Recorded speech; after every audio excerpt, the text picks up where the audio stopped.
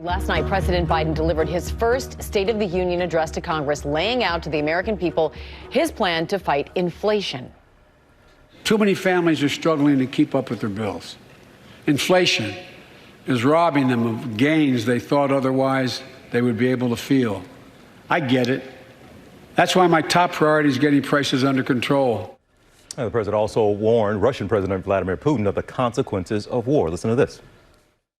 I'm announcing that we will join our allies in closing off American airspace to all Russian flights, further isolating Russia and adding additional squeeze on their economy. He has no idea what's coming. All right, so let's bring in now Republican Congressman from Illinois, Adam Kinzinger. Sir, good to have you here back on the show, as always. So you heard about a unity agenda, and there was a lot of focus. We'll get into Ukraine in a moment. But for Americans, talking about gas prices, talking about inflation, what did you hear last night, and how hopeful did you walk out of it? This is just a speech, but did you have reason for hope in this last night? Well, look, I mean, I've been doing this now 12 years. This would be, what, my, I guess, 12th State of the Union. And, but I look at it and say, sure, I mean, I think it's important for the president to have recognized what people are feeling out there, to have put voice to the fact that inflation is a real concern, a real fear.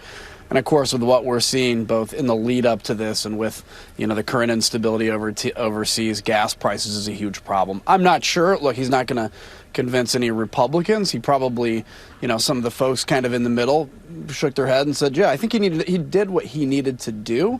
And I think, whether the prescription is what people agree with or not, you recognize the problem. And as a leader, I think that's kind of the first step. A GOP response from Iowa Governor Reynolds.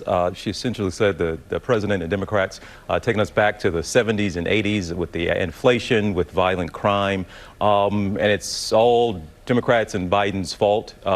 You don't subscribe to that, I assume, or how much of the blame, or how much do you agree essentially with that statement that she made? Look, this is a time where Americans need to come together and recognize, yeah, you're not going to agree with everything the president says. That doesn't mean he's intentionally destroying America. It also doesn't mean anybody in politics is intentionally destroying America. So I thought, all in all, probably, I think the governor in the response did a good job. I don't agree with everything she said either.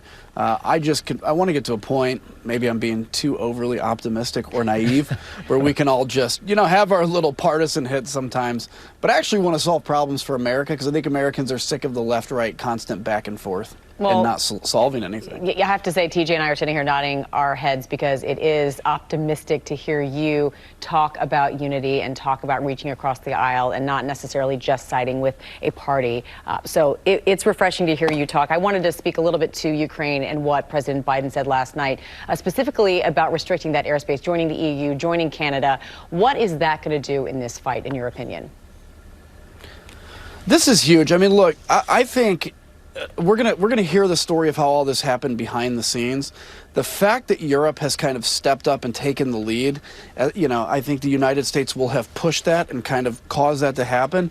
I don't think you could have had a better outcome when Germany, who was hesitant to take on Russia, is basically all in. When you have Sweden all in, and of course closing the airspace prevents, whether it's air travel from, commercial, whether it's the oligarchs traveling, they with their almost billion-dollar yachts.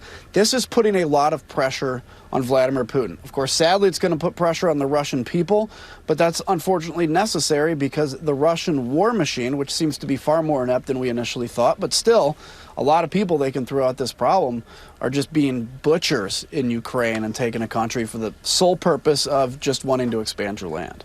Well, Congressman, before we let you go, the last time you were here with Robach and I, we had to wrap up quickly because any moment your wife could be going into labor. And now you're back here, and the little one, I guess, is about a month old. Do I have it right? Christian is the name. I just want to say congratulations there, my man. Thank you. It's great. It's a whole new chapter, and I love it so far. Well, that's the first time we got a real smile out of you the whole interview, man. So we should have started with that. But no, Congressman, it's always good to have you, and always good to you answer our call. So we appreciate you, and congrats again. Y'all too. Thank you. Have a good one. Well, hey there, GMA fans. Robin Roberts here. Thanks for checking out our YouTube channel. Lots of great stuff here. So go on, click the subscribe button right over here. to get more of awesome videos and content from GMA every day, anytime. We thank you for watching, and we'll see you in the morning on GMA.